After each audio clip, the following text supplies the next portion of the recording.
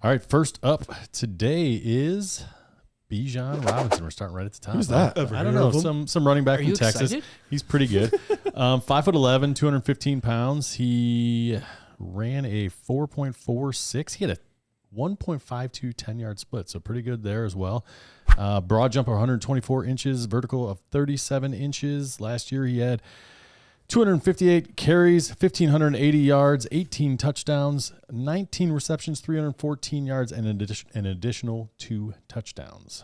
Yeah, So Doak very- Award winner, very best impressive. running back in Yep. all college football, and that's a fact. Not only was the Fact. not only was he a Doak Canadian. Award winner and somebody who was the best running back in college last year, he's one of the best running back prospects I've ever scouted. Mm-hmm. Yep. This is a guy Oh, boy. that will be the Please. dynasty running back. That was intentional. Go on.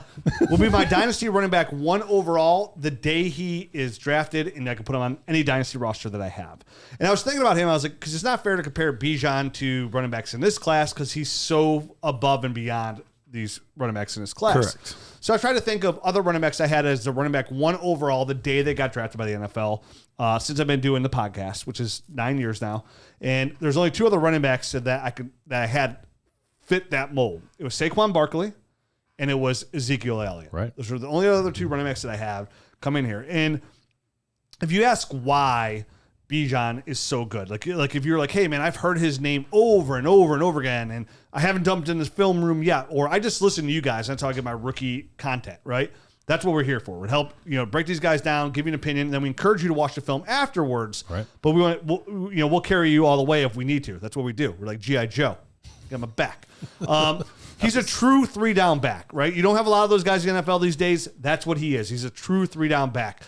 Pete Pro Football Focus credited him with 104 missed tackles. That's a terrible linebacker. That's the most they've ever give since they've been graded. And 22. It's a good running back. Terrible linebacker. Terrible linebacker. You don't want to miss that many tackles. He's the only running back to ever go over 100 for them. His contact balance, elite. His jump cut, fantastic. His vision, grade A. His power, he consistently finishes runs. This is somebody who averaged 3.3 yards per carry when he was hit behind the line of scrimmage last year. His burst, his speed, he could change direction on a dime. And when you say that, you got to remember, like Matt said, he's 215 pounds. Right. He could change direction on a dime. Which was smaller than I expected, actually. I actually expected him to come even more. 220 or so? I was wondering if maybe that was for the 40, that he slimmed down a little bit for the 40. But I wouldn't be surprised to see him back up in the 220s during the season. I agree. His feet are so quick. He displays such good bursts. He gets in and out of his cuts so well. He runs low to the ground, which you absolutely love for a back of his size. And then so that's just his running ability, right? Like you love all of that. Then you look at what he does in a passing game. His hands are fantastic. He could run really good routes. He's good run after the catch. He's averaging 13.4 yards after the catch. That's pretty good. Yards per catch. I'm sorry. Yards per catch. Yards per catch. That's still pretty good. He can block. He only allowed a set. He didn't allow a single sack all year when he blocked for the quarterback, and only allowed 4 pressures. There's nothing that he doesn't do. If you take all the attributes of the running backs in the NFL today and what they do well, that's Bijan Robinson. He's that good. He's the guy in the running back when you see when you do a dynasty startup and you see that running back at number 1, which is, we had that for a while. Now it's flipped. It's Justin Jefferson or Jamar Chase. Bijan could take that. He could take that mantle, right? When we saw Jonathan Taylor do it a couple of years ago, Bijan could be the next.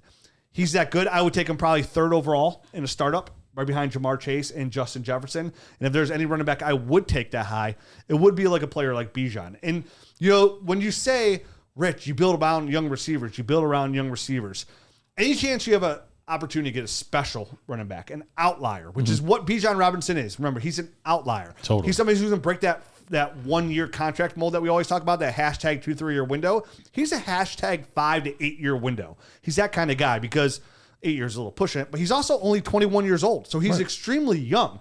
So when he signs his next contract, he'll be 25, 26 years old, right around where Saquon is, ready to go for a couple more years. And then at that point, the investment you're going to get in a guy like Bijan Robinson 5 years down the road when you're ready to sell, which again is a lifetime in Dynasty fantasy football, a lifetime of running back one numbers. Oh my gosh. You will be able to recoup multiple first round picks that you just took him with your first. He's a franchise cornerstone. He's a championship caliber player. And by that, I mean, he's the kind of player that will literally propel you into the playoffs by putting the right pieces around him. He's a difference maker. That is Bijan, right? And cons, you guys talk about his cons. We all have the same con. I have no, for me, my cons are so minuscule and so petty. Sure. I don't even care. So yeah, I don't even care. So I mean, I share a lot of the same sentiments. I'm not going to go through all the same crap, all his glory and greatness that you just went over. but I do have at least a few concerns. And you know, the biggest one that I see, I want him to hit the hole and kind of get north and south a little bit quicker. Mm-hmm. He does have a tendency to, I think, make something happen on every single play, no matter what. And sometimes it leads to him kind of dancing around a little bit too much in the backfield. There's that, and there is almost, I think he has got great contact balance in like the traditional sense where if there's contact, you know, he'll hit that and he'll roll off it and kind of keep going.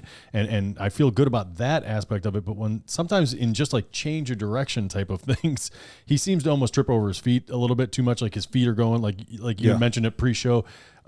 His feet are going too fast for him almost. And I don't know what the disconnect is there. If he's just sees a hole and he's so anxious that he wants to get going. Yeah. And maybe he just needs to have a little bit more patience in his running, maybe to kind of slow himself down to see it and then trust that he's going to get there without having to hurry. You know what I mean? Because he's fast. It's almost fast like and like the Roadrunner at times where the feet are just going so fast. Right.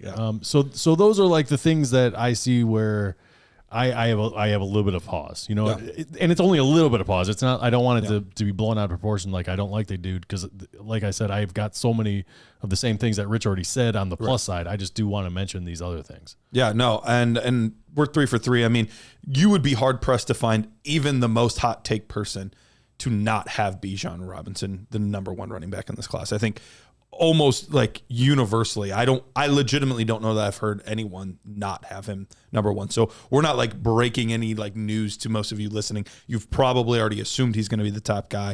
The only other thing I did have some concerns. It sounds like he, you know, numbers wise, it worked out for him in the pass pro game, but I have him as average, like an average NFL player. There was some things that he missed at times, and he got a little sloppy with his mechanics. He looked aloof at times. Yeah. That's what I wrote, and like that's not what you want to see out of running back, you know, doing pass pro. You want to see him in there and kind of being aggressive and really getting where he's supposed to be in front of those defenders. And I kind of thought he was like, you know, whatever. He's a little sloppy, but. At times, it's not like not consistently. Yeah, it's not I read consistently. the stats, and you're like, oh, that's pretty good though. That did. I mean, that is the stats sound good. But there were some clips of that. But I mean, just to show you this, it is very like in my nerd score model. It is, which is all based on tape. It is very hard to get 9s or better. Like it's very hard to get 9s or better. He has a 9 or better on tackle breaking, contact balance, physicality and power, and receiving. So 4 categories. He has a 9 or better. So he's just a rare specimen. The highest individual, now this isn't combined nerd score, my individual nerd score, the highest grade I had given to a running back up until this point, which would be the 3 previous classes, was a 78.32. To who? J.K. Dobbins was the highest. So in the top 5, we have Dobbins, Swift, Brees, Javonte, and now Bijan. Bijan's at an 82. So almost 10 points higher. 4 points higher. 4 points. That's solid math. Oh. But I thought I said 73 for some reason. Yeah. No, 78. So 78 to 82. And all the other guys are 78, then 77, then 76. So all those guys are in like that 77, 78 range. He's at an 82 point something. So easy breezy. Yeah. Yeah. And it's even a high, 82.48. So he's clearly far and away from the past 4 classes, in my opinion, the best running back. So it's consensus. It is consensus, but you had mentioned something that you know, like comparing him to other, you know, guys that came in the league as top running backs right from day one. How do you guys see him compare to guys like Saquon and guys like Ezekiel Elliott? I'll let you guys take that because I wasn't like scouting seriously at that point. I feel like Saquon I had a little bit higher Yeah. in the scouting process. And then, I don't know, man, I feel like I had Zeke higher too, to be honest with you, like coming out wise. But like literally splitting hairs. That's because you're an Ohio State fan, man. Yeah, that's why. Literally, I think that's when I said, because that was a long time ago. It was a long And time ago. I remember when I had Zeke I was like, dude, Zeke's my number one running back in Dynasty coming out. And literally, I got shit for it. Like, people were like, oh, yeah, it's because you're Ohio State homer. I'm like, no, I don't care about that. Like, I'll have some Browns homerism like that when they're actually on the Browns. But that's more of like just my own personal preference. I would draft them over. I wouldn't rank them over somebody. Right. But like, so no, Zeke's the best running back in the NFL. And then what do you do? I'll be running back one. Yeah. So, I mean, it's close. Literally splitting here. Like, him and like he reminds me of a little bit of Zeke a little bit more. I agree. No, so for me, the difference is Zeke didn't dance as much as he does. Yeah. I think from a physical standpoint and from a lot of the running like all that kind of stuff, I think they're very similar and on a very similar plane. Mm-hmm. I just where Zeke was when he came into the NFL, he was a much more polished, I think, pass blocker in pass pro. He was that was like he took pride in that. You know what I mean? Mm-hmm. And so there was no reason to ever take that guy off the field. He never was a guy that was going to miss assignments or kind of just half-ass it in pass pro. And he hit the hole and just went. Like he was never a guy that really danced. So so a couple of the little concerns that I have are just enough to get, for me, Zeke above him. And Saquon danced a little bit. Saquon danced a little bit too. I just think Saquon might be a little bit more physically gifted. Yeah, he's got the quads for than a guy like Bijan. It's close, but I give the slight edge to Saquon there. Yeah, and that's why I would probably have that way too. I would have both those guys ahead of him, but it's like you said, you're literally splitting hairs. But if I had to order them, that he would be the third. Would there be anyone else even in that tier? I'm telling you, man. Like, not for me. Not for me. I mean, we all had Brees one last year, but I said in this podcast, I was like, Brees is arguably one of the best running backs I've ever scouted. Like he was. So he'd probably be 4 for you.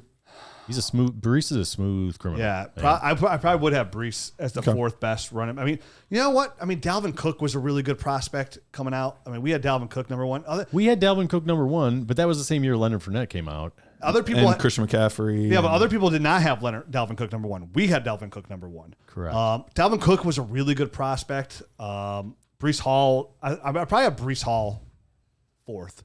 But yeah, I mean, but still, I mean, he's in a different even tier than Brees. Not super high, but higher than even Brees. So yeah, special running back. Congrats to everybody that has the 1-1.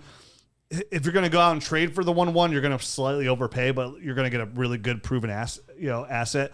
The difference between, I think the big difference between Zeke and Saquon was after Saquon's big rookie years, he tore his ACL, which is a huge setback. It's usually about a year and a half you lose, and every year for running back counts. So that's a huge gap. And with Zeke, I mean, Zeke literally he was hot out the gates, dominant, and then he just slowly diminished like over the years. Yeah, and he didn't hold that like. I mean, he's a running back one every year, which is, again, I mean, Zeke was literally an A+ dynasty draft. But he was kind of a like superior version of the 2 to 3 year window. Like he had 3 incredible seasons. Then you started to see that trickle. He started to go down a little bit, but he was still a running back one. But the difference was he's still like an outlier as far as being a running back one year after year after year, which is huge. 4 or 5 years. Was it 5 years for him in a row? Something like more than that, I think. Yeah, 5 or 6 or something. No, I mean, I think it was longer than that. I mean, he was I think up until last year, he was running back one every single year. I think so. So longer than that. I mean, when it comes to overall fantasy prospects, then you're talking like Jamal Charles, LaDainian Tomlinson, LaShawn McCoy, guys like that. Can Bijan supplant that? Because Saquon's impossible to plant those guys because he won't have enough years to do that. Like LaShawn McCoy had like 9 years.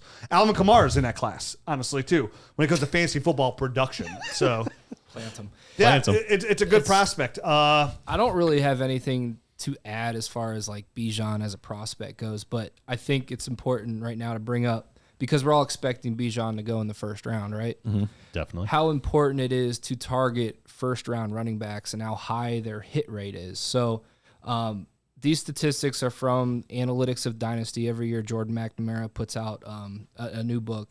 So check that out if you haven't. But 82% of running backs drafted in the first round produce a top 24 finish. And if they don't hit in the first year, they have a higher chance to hit in the next year than second-round running backs coming out that next year. Second round running backs have a 58% chance to produce a top 24 hit. So it just goes to show you like how important and how high the likelihood is that a first round running back is going to hit. Gonna hit 16%. one or two, yeah, first or second year, right? Rashad Penny, Clyde Edwards-Helaire. Right. Yep. Thanks for coming. 45% hit for 2 top 12 finishes. So Yeah, I mean, and- there's just, and they're insulated too. They're going to carry value for. And that's why I get so excited, even like talking about a guy like Clyde Edwards-Helaire if he gets drafted to the Chiefs. It's why I was so excited. You know, you get the first round. That first round pedigree is huge. It's like a It top is. 10 pedigree for a quarterback. And then the fact that he was a pass catcher running back, like that's massive, right? You know, like when Adrian Peterson comes into the league, you're extremely excited.